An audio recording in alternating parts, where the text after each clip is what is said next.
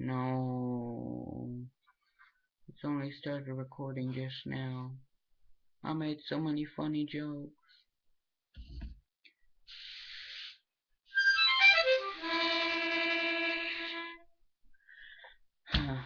Six pages, I counted it. It was so funny. Didn't record it. Oh man.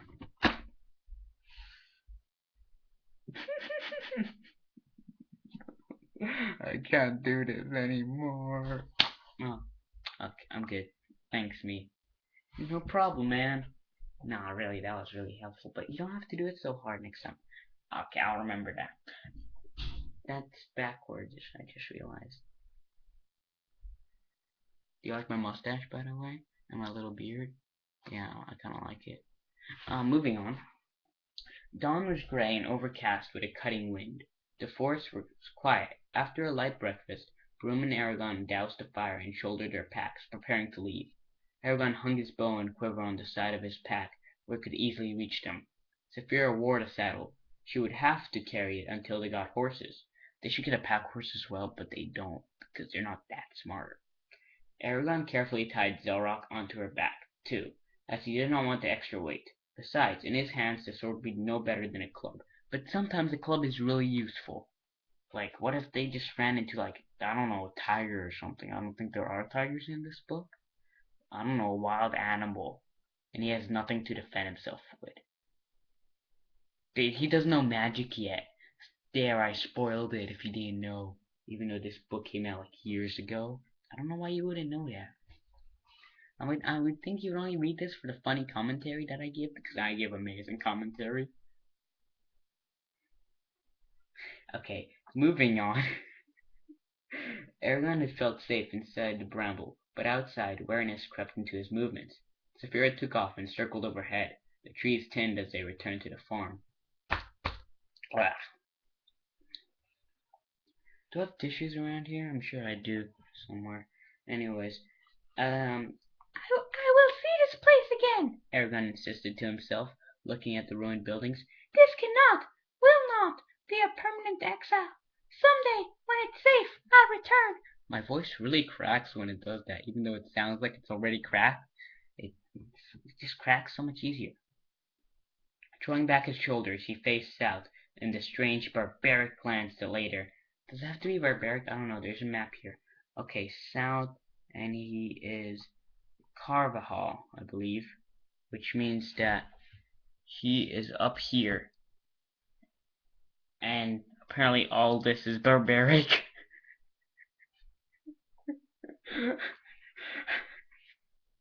Okay, as they walked, Saphira veered west towards the mountains and out of sight. Eragon felt uncomfortable as he watched her go. Even now, with no one around, they could not spend their days together. She had to stay hidden in case they met a fellow traveler. That's smart. And by the way, I am going to usually just make comments on the bad parts, because comments on the good parts aren't as fun. So, I mean, if you like Eragon, please don't dislike this, because I'm making fun of it because I like Eragon too, a little bit, before I made this, and then I totally ruined it. But please don't dislike just because you like Eragon. I mean, I'm just having fun, and I want people to have fun too. And if you don't like it, don't dislike. Just go watch someone else's. But first, subscribe because I'm gonna read other books, and you might like that.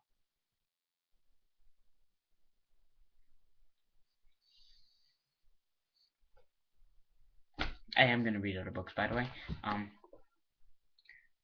First page, and we're already 4 minutes. My God. The Razak footprints were faint on the eroding snow. If it snowed already, then wouldn't they be gone? But Eragon was unconcerned. It was unlikely that they had forsaken the road, which was the easiest way out of the valley, for the wilderness. Once outside the valley, however, the road divided into several places. It would be difficult to ascertain which branch the Razak had taken. They traveled in silence, concentrating on speed. Eragon's legs continued to bleed where the scabs had cracked. Ouch! Oh my god, I feel sorry for him. He's walking so much and he's bleeding.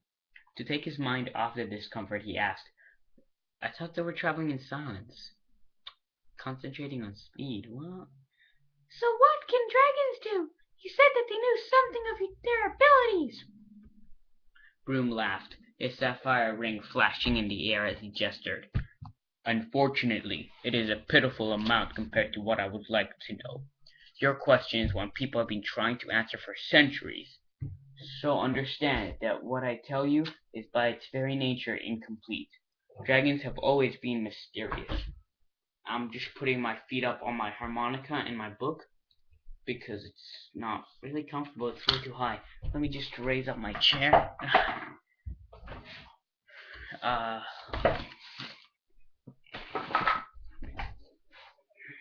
Okay.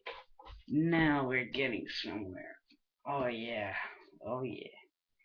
One moment.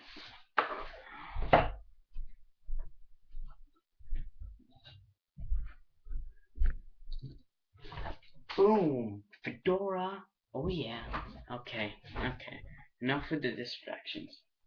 We gotta get through the second page at least before 10 minutes. um, Dragons have also been mysterious, though maybe not on purpose. Before I can truly answer your question, you need a basic education on the subject of dragons. It's hopelessly confusing to start in the middle of such a complex topic without understanding the foundation on which it stands. I'll begin with the life cycle of dragons, and if that doesn't wear you out, we can continue to another topic. Broom explained how dragons mate and what it took for their eggs to hatch. You see, he said, when dragons lay eggs, the infant inside is ready to hatch. What? So they must wait a really long time to lay their eggs. When the infant inside is ready, but sometimes it waits, sometimes for years, for the right circumstances. What? That can't be healthy. When dragons lived in the wild, those circumstances were usually dictated by the availability of food. How would the dragon in an egg know? That doesn't make any sense.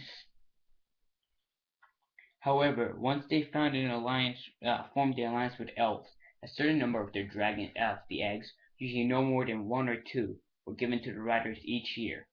These eggs, or rather the infants inside, wouldn't hatch until the person destined to be its rider came into their presence. Though how they sensed that isn't known. People used to line up to touch dragon eggs, hoping that one of them might be picked. Do you mean that Saphira might not have hatched for me? Quite possibly, if she hadn't liked you. But how does she know? It's the same as the food. Doesn't make any sense. Anyways, moving on. 8 minutes. He felt honored that of all the people in Alagasia, she had chosen him. He wondered how long she had been waiting, then shuddered at the thought of being cramped inside an egg, surrounded by darkness. Well, would it be darkness? Because sometimes you can see it. Broom continued his lecture. He explained what and when dragons ate.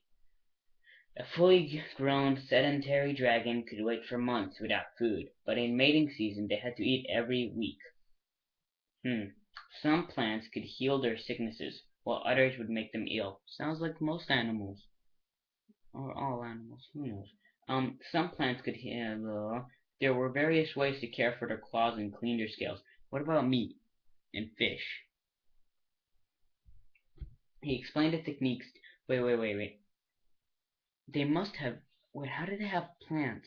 They would have sharp fangs like this. Sharp fangs. Sharp fangs don't work with leaves. They would just get like caught on it. You have to have meat and fish.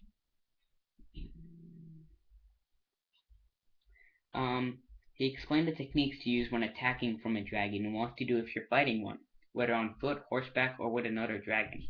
Their bellies were armored. Their armpits were not.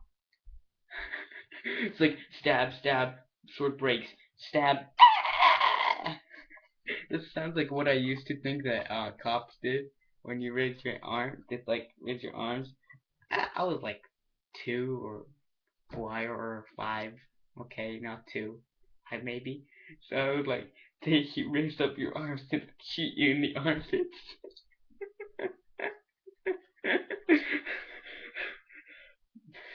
Okay, next part will actually be in Therinsford, hopefully. You guys will see me later.